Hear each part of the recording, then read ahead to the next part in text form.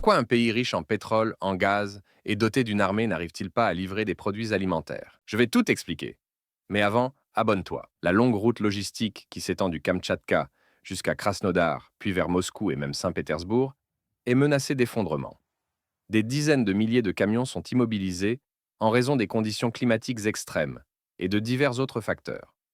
Leurs chauffeurs sont impuissants et les marchandises gèlent à l'intérieur des véhicules, à des milliers de kilomètres des usines ou des marchés qu'elles étaient censées atteindre. Cette scène ne provient ni d'un plateau de tournage d'un film catastrophe hollywoodien, ni d'un scénario post-apocalyptique. Il s'agit de la Fédération de Russie au cœur de l'hiver 2025 à 2026. Et cet engorgement ne se limite pas à l'intérieur du pays. Il affecte également le commerce extérieur. Non seulement les axes domestiques sont paralysés, mais les portes de la Russie vers le monde extérieur sont elles aussi bloquées. Les files de camions longues de plusieurs kilomètres aux frontières avec la Chine, le Kazakhstan et la Géorgie constituent la preuve la plus concrète que le commerce est pratiquement à l'arrêt. La stratégie du pivot vers l'est de la Russie, présentée comme une réponse à la fermeture de ses accès à l'Europe, s'est heurtée de plein fouet à l'insuffisance des infrastructures et à la bureaucratie. Les postes douaniers à la frontière chinoise ne disposent pas de la capacité nécessaire pour absorber l'augmentation des flux. Les chauffeurs, contraints d'attendre pendant des semaines dans un froid glacial, luttent pour survivre, tandis que la valeur marchande de leur cargaison diminue d'heure en heure. Cette situation frappe également des secteurs vitaux, notamment les exportations russes de bois. Des millions de mètres cubes de bois coupés dans les forêts sibériennes pourrissent dans les entrepôts, faute de pouvoir être transportés, ou bien les usines sont contraintes de suspendre leur production. La fermeture des scieries ne constitue pas seulement une perte commerciale. Elle signifie l'assèchement total des sources de revenus pour les villes et les populations de ces régions. Cette puissance colossale, qui gouverne le plus vaste territoire du monde et cherche à soumettre l'Europe par ses ressources énergétiques, est désormais incapable de se déplacer à l'intérieur même de ses frontières, sur ses propres routes. Cependant, ce scénario n'est pas uniquement le résultat d'une tempête de neige ou d'un hiver rigoureux. Il s'agit de la manifestation très concrète, visible sur l'asphalte, de plusieurs années de destruction économique dissimulée, de sanctions et d'une économie de guerre mal gérée. Alors, comment la Russie s'est-elle retrouvée piégée dans une crise logistique et économique d'une telle profondeur? Pour le comprendre, il faut d'abord regarder la carte. Il est impossible de saisir l'ampleur de cette crise sans comprendre la géographie russe. Cette immense masse territoriale, répartie sur 11 fuseaux horaires, dont une extrémité fait face à l'Europe et l'autre au continent américain, a toujours représenté un cauchemar logistique. Mais ce qui se produit aujourd'hui est très différent des exemples historiques. Les derniers rapports indiquent que le transport routier russe est tombé en désuétude à hauteur de 40%. Autrement dit, 4 camions sur 10 qui devraient circuler sont aujourd'hui immobilisés et se dégradent, soit par manque de pièces détachées, soit en raison d'une pénurie de chauffeurs, soit pour des raisons économiques. Alors que des images de véhicules totalement ensevelis sous 3 mètres de neige sur la péninsule du Kamtchatka circulent sur les réseaux sociaux, la véritable catastrophe ne se trouve pas sous la neige, mais sous les capots des véhicules censés la traverser. Les entreprises de transport, colonne vertébrale du secteur logistique, traversent la plus grave crise depuis l'effondrement de l'Union soviétique. Selon les données disponibles, environ 7000 sociétés de transport sont au bord de la faillite. La question se pose alors, comment un pays comme la Russie, géant du pétrole et de l'énergie, a-t-il pu en arriver là? La réponse se trouve dans le paradoxe insidieux créé par l'économie de guerre. D'un côté, les prix du diesel ont atteint des niveaux choquants pour un pays riche en énergie, avec une hausse pouvant aller jusqu'à 20%. De l'autre, en raison des sanctions occidentales, l'obtention de pièces détachées pour les camions européens est devenue presque impossible. Les livraisons en provenance de Chine, pour des éléments aussi simples que des plaquettes de frein ou des pièces de transmission, peuvent prendre 2 à 3 mois. Ce délai représente un arrêt mortel pour la chaîne logistique. Les transporteurs tentent de survivre en démontant d'autres véhicules de leur flotte, créant ainsi de véritables modèles Frankenstein. Mais cette méthode n'est pas durable. Même lorsque les pièces sont trouvées, il n'y a souvent plus personne pour conduire les camions. L'évolution du marché du travail aggrave encore la crise. Une part importante des chauffeurs a été envoyée au front, transférée vers l'industrie de défense ou a quitté le pays. Trouver des conducteurs expérimentés est devenu presque impossible. Ceux qui restent refusent de rouler en raison des conditions hivernales extrêmes et des salaires trop faibles. À ce goulet d'étranglement technique et humain s'ajoute une guillotine financière. Les taux d'intérêt élevés imposés par la Banque centrale russe pour freiner l'inflation ont paralysé les entreprises qui louent des véhicules. Les loyers des camions ont augmenté, tandis que les tarifs du transport ne couvrent plus les coûts. La volonté d'étendre le système de péage Platon, appliqué aux poids lourds, des routes fédérales aux routes régionales, a été la goutte d'eau qui a fait déborder le vase. Les chauffeurs s'interrogent. Pourquoi payer davantage pour des routes déjà en mauvais état, soupçonnant l'État d'utiliser cet argent pour combler les déficits budgétaires plutôt que pour réparer les infrastructures? Ce climat de défiance entraîne la fermeture de milliers de petites entreprises et leur retrait du marché. En conséquence naturelle, le secteur bascule dans l'illégalité. Une autre dimension de cette crise est le retour de la Russie à l'économie de l'ombre. La pression fiscale et financière sur les entreprises de transport est devenue telle que le secteur quitte rapidement l'économie formelle. Comme dans les années sombres des années 1990, un marché gris réapparaît. Paiement en liquide, sans facture, sans contrôle. La baisse des recettes fiscales creuse encore davantage le déficit budgétaire de l'État, créant un cercle vicieux menant à davantage d'émissions monétaires, et donc à une inflation plus élevée. À mesure que l'administration Poutine impose de nouvelles charges aux citoyens et aux entreprises pour combler ce trou, les rouages du système ralentissent encore davantage. Pendant que les autoroutes suffoquent, les autres artères du pays se bouchent elles aussi. Alors, dans cet état des routes, qu'en est-il du réseau ferroviaire russe, si stratégique et si emblématique? Longtemps considéré comme l'épine dorsale de l'armée et de l'économie russe, les chemins de fer russes, RZD, présentent aujourd'hui un tableau peut-être encore plus sombre que celui du transport routier. La dette de RZD a atteint le chiffre astronomique de 45 milliards de dollars. Tandis que son bénéfice net a été divisé par 4, l'entreprise réclame en urgence un plan de sauvetage étatique de 10 milliards de dollars. Autrefois qualifiée d'État dans l'État, cette institution tente désormais d'assurer sa trésorerie en vendant ses prestigieuses tours de bureaux à Moscou. L'effondrement du rail affecte directement les routes. Les marchandises qui ne peuvent plus être transportées par train sont redirigées vers les camions. Mais ceux-ci fonctionnent déjà à pleine capacité et manquent de pièces, ce qui provoque l'arrêt complet du système. Cette chaîne de destruction mutuellement renforcée érode chaque jour la résilience de l'économie russe. Toutes ces données macroéconomiques finissent par se traduire par une pénurie dans la vie quotidienne des citoyens ordinaires. Descendons maintenant cette crise logistique massive, froide et métallique, jusque dans la cuisine d'un citoyen russe moyen. Car les analyses géopolitiques restent abstraites tant qu'elles ne touchent pas la vie des gens. Un camion en panne en Sibérie peut empêcher une famille moscovite d'acheter du beurre.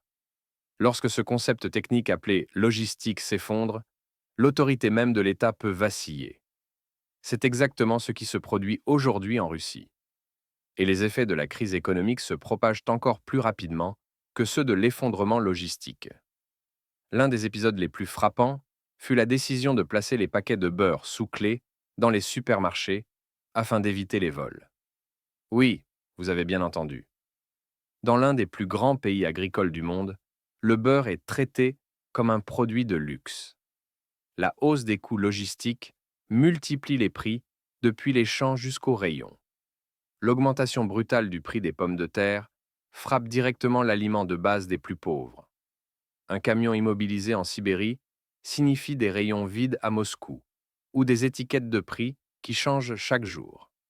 La crise alimentaire, commencée avec la pénurie d'œufs, s'étend désormais au beurre, aux produits laitiers, puis à d'autres biens essentiels. Peu importe les chiffres officiels de l'inflation.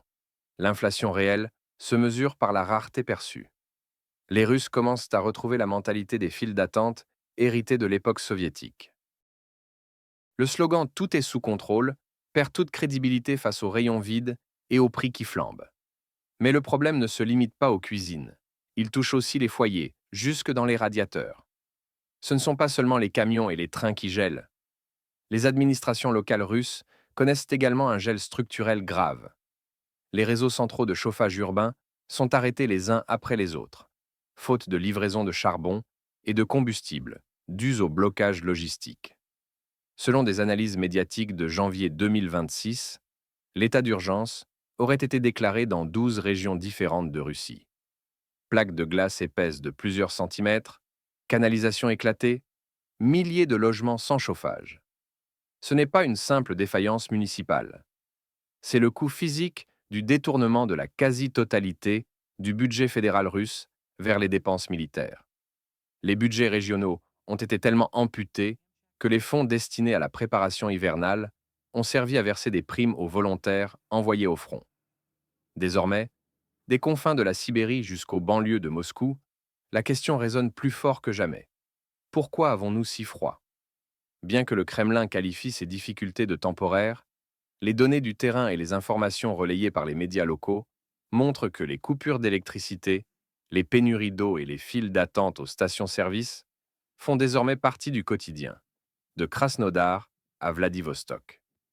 L'incapacité d'un État, se proclamant superpuissance, à fournir à ses citoyens les services les plus élémentaires, électricité et eau, en raison de problèmes logistiques et d'infrastructures insuffisantes, constitue une défaite stratégique bien plus grave que n'importe quelle perte militaire. Car ce qui nourrit une armée et maintient un État debout, c'est la profondeur logistique et économique qui se trouve derrière elle. À ce stade, la crise technique se transforme en crise sociale, et ses conséquences géopolitiques évoluent vers une nouvelle dimension qui menace la sécurité intérieure de la Russie. L'histoire nous montre que le peuple russe peut endurer privation et souffrance au nom de grands idéaux. Mais lorsque le fonctionnement fondamental de l'État s'arrête et que l'image du père-État s'effondre, l'agitation sociale devient inévitable. La Russie fait aujourd'hui face à ce danger. Le contrat social proposé par l'État, je vous garantis sécurité et besoins fondamentaux, vous vous soumettez à ma volonté politique, est invalidé par les rayons vides et les radiateurs froids. Dans les régions à forte diversité ethnique, comme le Daghestan ou le Bashkortostan, les pénuries alimentaires provoquées par les ruptures logistiques risquent de devenir l'étincelle d'émeutes à caractère ethnique. Chaque convoi d'aide que l'État échoue à livrer prépare le terrain à la montée des discours séparatistes. L'impact de l'effondrement des infrastructures civiles sur le front est inévitable. Alors, comment ce goulot d'étranglement affecte-t-il les capacités opérationnelles de l'armée russe en Ukraine? Même si l'armée tente de séparer ses lignes logistiques de celles du secteur civil, la dette de 45 milliards de dollars et la dégradation technique du réseau ferroviaire affectent directement les transports militaires. Les wagons nécessaires au transport des chars ne peuvent plus être entretenus, et les roulements de précision indispensables aux locomotives sont introuvables en raison des sanctions. La Russie peut posséder des milliers de chars sur le papier, mais la gigantesque machine logistique nécessaire pour les acheminer vers le front, avec leur carburant et leurs munitions, est en train de rouiller. Des experts militaires occidentaux estiment que la capacité de la Russie à lancer une offensive de grande ampleur au printemps 2026 a diminué de 30% à cause de cet effondrement logistique interne.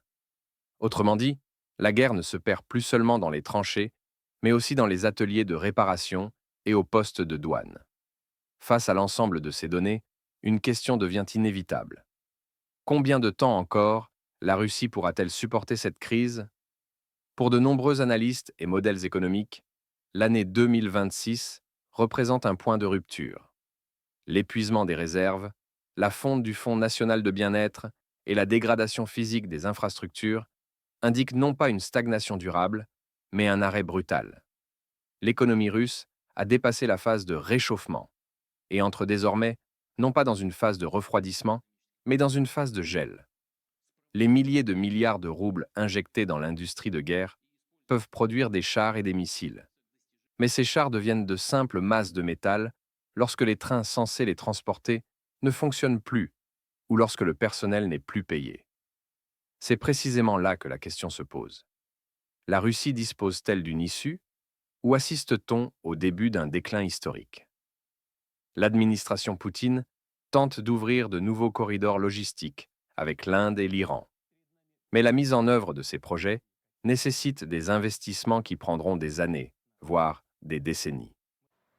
Or, ce dont la Russie a besoin, ce n'est pas de temps futur, mais de solutions immédiates. Les pommes de terre qui ne bouillent pas dans les marmites des Russes et les radiateurs qui ne chauffent pas leur logement représentent un danger bien plus grand pour le Kremlin que n'importe quelle colline stratégique en Ukraine. Car même si la guerre extérieure est gagnée, perdre la guerre logistique intérieure peut faire s'effondrer un État sous son propre poids. En entrant dans l'année 2026, le tableau est clair. La Russie mène une guerre non seulement sur les plaines d'Ukraine, mais aussi sur ses propres routes, ses chemins de fer, ses régions et ses marchés. Et cette guerre ne se livre pas avec des missiles, mais avec des pièces détachées, du carburant et des pommes de terre. La rupture des lignes logistiques équivaut à la paralysie du système nerveux d'un pays. Même si le cerveau donne l'ordre, les bras et les jambes ne bougent plus. C'est exactement ce que vit aujourd'hui le Kremlin. Les ordres sont donnés, les objectifs sont fixés. Mais la réalité sur le terrain reste immobile, comme le bloc moteur glacé d'un camion figé par le froid. Selon vous, la Russie parviendra-t-elle à surmonter cette épreuve, la plus grande crise logistique et infrastructurelle de son histoire? Ou bien 2026 sera-t-elle l'année où un immense empire sera enfermé par les défis de sa propre géographie et de politiques économiques mal orientées? Qu'en pensez-vous? Comment la Russie peut-elle sortir de cette impasse? Retrouvons-nous dans les commentaires. Et pour rester dans les eaux profondes de la géopolitique, pour lire le monde non seulement à travers ce qui est visible, mais aussi à travers les chiffres et les réalités cachées, n'oubliez pas de vous abonner à notre chaîne. Dans la prochaine analyse, nous continuerons à chercher la vérité.